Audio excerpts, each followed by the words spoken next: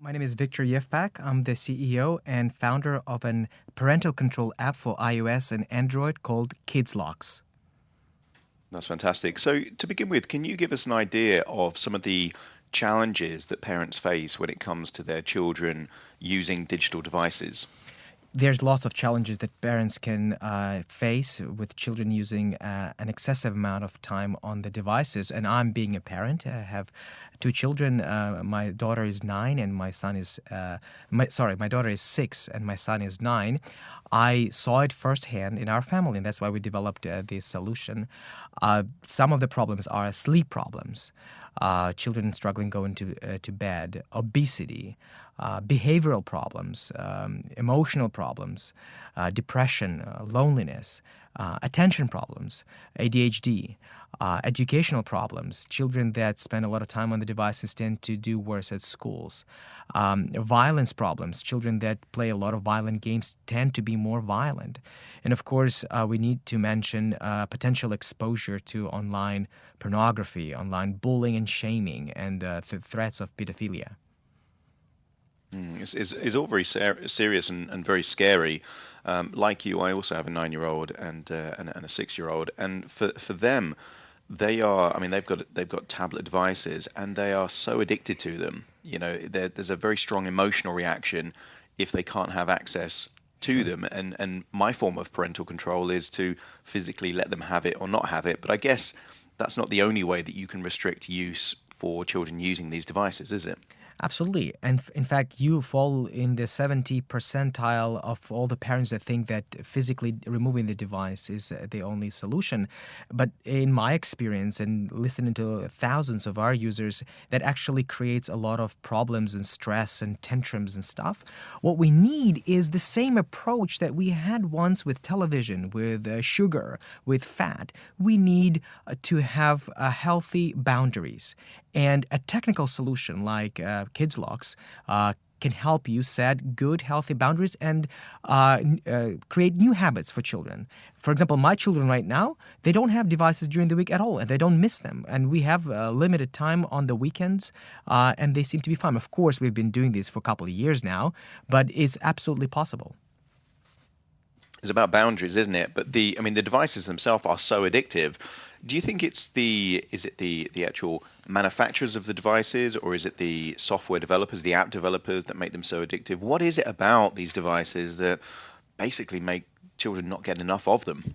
Adam, it's all of them. I've been a software developer for 10 years, so I will let you in on the secret, the big dirty secret of the Silicon Valley, that the hardware devices, the phones, the tablets, and the software, the apps, are purposefully made very addictive.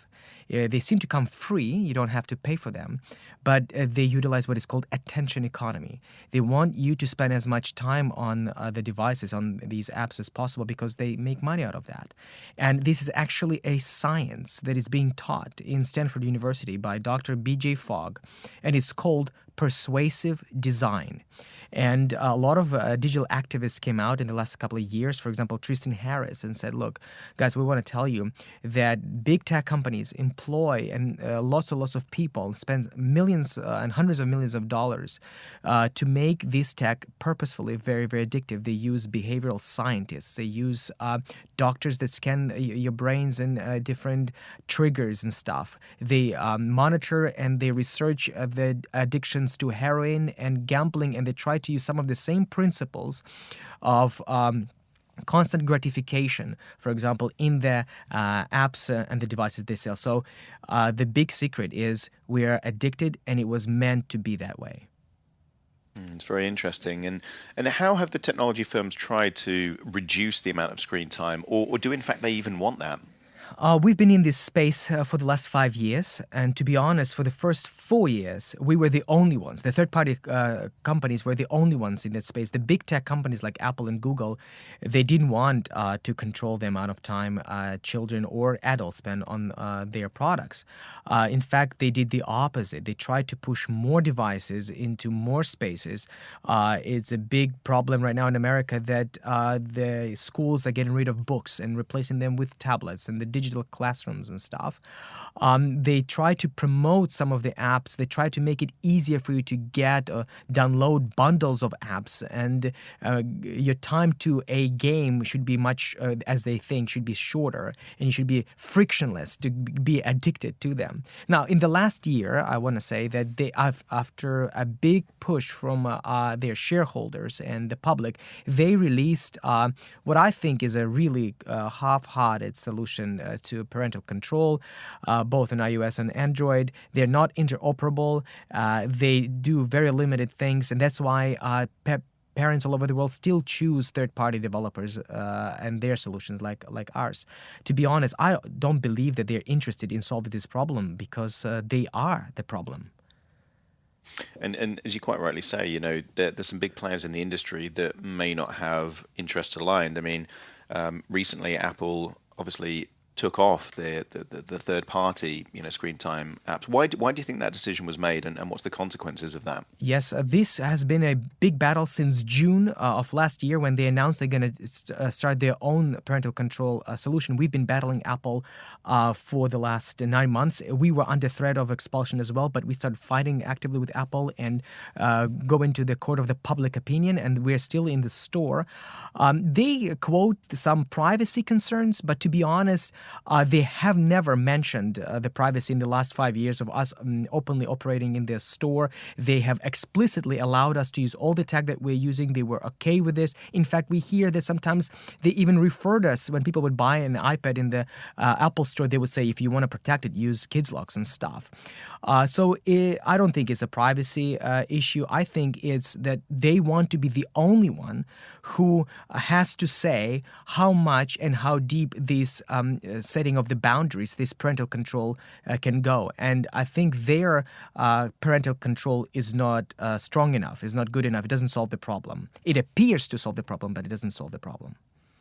And I guess at some level there is a conflict of interest there because, the more time that people spend on their devices is more in their interest. So do you think there is a conflict of interest between some of the developers and the actual manufacturers in wanting to look like they're making, positive changes, but actually they don't? Absolutely. Absolutely, there's a conflict of interest. Just one figure, 75%. 75%, that is how much Apple is making out of the sale of an iPhone alone. The trillion-dollar company makes $750 billion from the sale of iPhones. Of course, they're not going to do anything to harm that business. So they don't want to set proper boundaries and proper parental controls.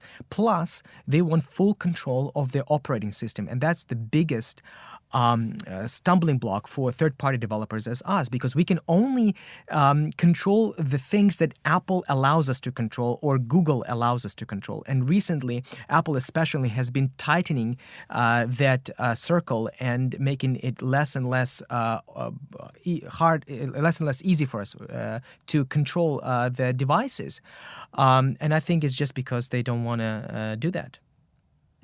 So what does the future have in store then for, are you expecting more screen time for children, less control for parents, or do you see a more optimistic, brighter future?